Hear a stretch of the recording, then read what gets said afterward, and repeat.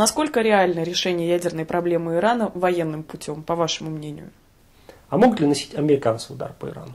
Да, могут. У них для этого все есть. У них для этого и достаточное количество средств. При этом, понимаете, в чем дело? Если Израиль может наносить удар всего лишь несколько дней, больше не хватит ресурсов. Америка может это делать, например, месяц. За это она, естественно, уничтожит все. И речь будет не только о ядерных объектах идти. Вот. Но Америка это реально может. Но это сейчас им очень неудобно. Потому что, как вы знаете, они сейчас выводят войска из Ирака. Да. Причем многие думали, что выводят они в Америку, оказывается, в Афганистан. И там последнюю бригаду, которую они вывели в Кувейт, она в итоге потом попадает в Афганистан, все-таки не в США. Но тем не менее, все-таки проблема Ирака существует, и 56 тысяч, которых оставляют, это, конечно, много для обеспечения боевых действий иракских войск.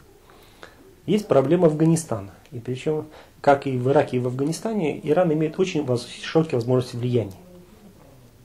При этом заранее имеются подготовленные люди, которые будут осуществлять, может, террористические акты, будут нападения осуществлять, доставленные средства, с помощью которых это будет делаться. То есть все, в принципе, готово. Да? Вот, не зря все-таки в Иране есть так силы специального назначения КОДС называется, вот, которые имеют даже подразделение смертников. Вот, они активно работают, и они готовы к нанесению террористических актов вот, в Ираке и в Афганистане однозначно. Но не только. Ведь вполне возможно, что Иран может нанести, например, ракетный удар по обычным объектам, например, по объектам нефтегазовой инфраструктуры. Иранские ракеты, они не имеют высокой точности стрельбы. Поэтому их применение, например, по каким-то подвижным целям, например, танкерам, да, оно маловероятно, хотя в принципе возможно. Вот, но более вероятно использование по большим площадным целям. В этом случае трудно промахнуться. Вот, а ракеты, которые у них есть ракеты и малой дальности, то есть ракеты тактические, оперативно-тактические, то есть и ракеты средней дальности, как Шихаб-3. Вот этих ракет достаточно, чтобы все окружающие государства почувствовали серьезность этого положения. Конечно, говорить о том, что Иран обязательно заблокирует Ормузский пролив, наверное, было бы неправильно. Потому что, во-первых, США это не дадут сделать. Но в то же время опасность это существует, особенно существует опасность минирования Ормузского пролива, потому что Иран имеет несколько тысяч мин различного рода. И, положим, даже минирование пролива, оно затруднит движение танкеров. Хотя, опять же, тоже надо исходить из объективной ситуации, что, как вы знаете, наверное, что в Ормузском проливе есть два канала для прохода танкеров. Так вот, глубина пролива такова, что даже в случае затопления танкера возможен проход танкера над ним. Во-вторых, танкерная война, которая была во время Иракской войны, показала о том, что танкер очень хорошее средство, то есть очень тяжело поражаемое средство. Поэтому я бы не хотел, чтобы проблему преувеличили, с другой стороны, проблему преуменьшали. Кроме этого, ведь во многих арабских государствах есть так называемая пятая колонна, которая может носить либо персов, которые проживают на территории, либо шиитов. Вот. И если говорить, например, о том, где их много, например, в Дубае. В Дубае, по разным оценкам, их от 300 до 400 тысяч. И если говорить о тех капиталовложениях, которые там сделаны Ираном, эта сумма составляет сотни миллиардов долларов. Поэтому, имея вот такие возможности, нужно понимать, что Иран их задействует. И он, конечно, не сможет, наверное, осуществить широкомасштабную террористическую деятельность по всему миру, на территории США, Европы. Но в ближайших странах он вполне это может сделать. И вот это нужно себе отдавать отчет, особенно учитывая, что он может это сделать не своими руками, а силами тоже Хизбаллы. Владимир, вы действительно много часов потратили на изучение иранской проблемы и наверняка рассматривали такой блок вопросов, касающийся именно нашей страны. Как вы оцениваете позицию России, ее действия в отношении Ирана?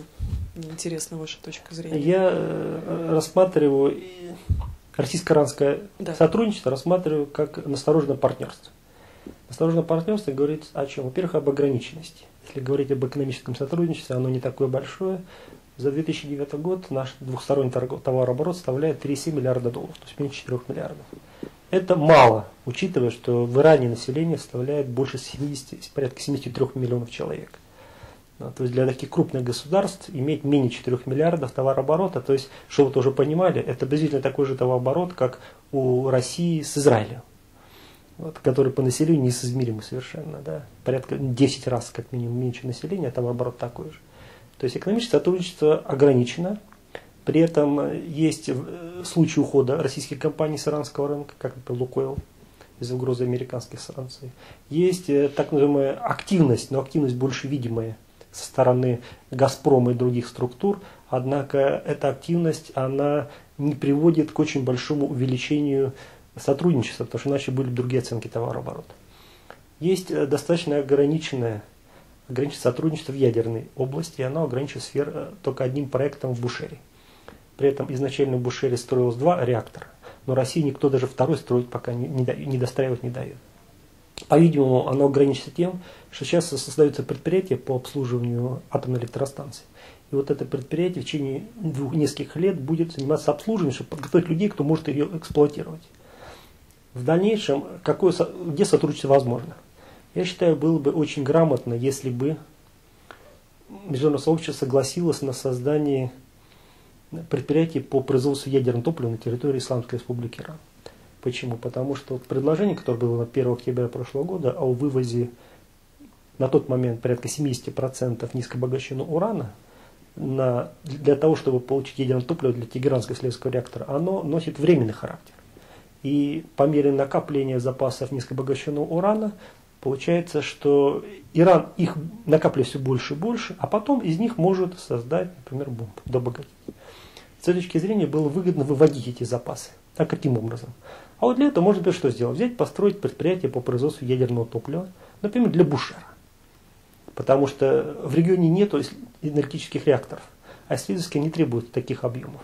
Так вот, можно построить, Россия будет сертифицировать это топливо, и поставлять ее для Бушера, таким образом изымать из оборота запасы низкообогащенного урана и снимать напряжение. Это было бы, наверное, реально. Здесь, конечно, надо исходить не из того, что Россия будет дообогащать. Надо брать то, что есть в Иране. А в Иране они сами могут обогащать от 3 до 5%. В этом у меня сомнений никаких нет. Есть сомнения в том, что могут ли они дообогащать до 20%. Есть и разные точки зрения. А вот, положим, 3-5 могут. И вот я считаю, что вот это было бы перспективное направление, и оно позволило бы выводить запасы низкообогащенного урана, но это предприятие создавать на иранской территории. Вот это на себя давать отчет. И здесь может возникнуть проблема, во-первых, в том, что есть резолюции, которые вводят, Совет Безопасности вводит определенные ограничения. И второе, вот самая главная проблема в том, что Иран не имеет серьезных запасов природного урана на собственной территории. То есть, если говорить в целом запасы, то они достаточно приблизительно для 10 лет работы вот реактора, как в Бушере. С этой точки зрения возникает вопрос следующий, что если, положим, строить предприятие конкретно для Бушера, оно, конечно, будет нерентабельно. Это будет, конечно, политическое решение, позволяющее уменьшать запасы. Да? Но потому что для рентабельности нужно порядка 8 реакторов. В этом случае будет рентабельно. Но если же выходить на увеличение, то есть не один Бушер, возникает вопрос природного урана, потому что по последней резолюции 1929 Ирану запрещено вкладывать деньги и то есть инвестиции осуществлять совместные проекты по добыче природного урана. Здесь возникает определенная проблема, потом есть ограничение группы ядерных поставщиков. Вот это все очень достаточно серьезно, но тем не менее, сама по себе идея, она очень перспективна, потому что она единственная позволяет хоть как-то поступиться к этой проблеме. Если же говорить о другом сотрудничестве, то хочу сказать, что последняя резолюция 1929 ввела серьезные ограничения на военно-техническое сотрудничество, которое было ограничено, оно достаточно сильно у России было в начале 90-х годов. Однако в настоящее время оно достаточно ограничено, а сейчас, по сути, оно будет еще более уменьшено. Вот есть разные, опять же, точки зрения, попадать, например, система С-300 под ограничение или нет. Опять же, можно вспомнить о том, что контракт был подписан раньше.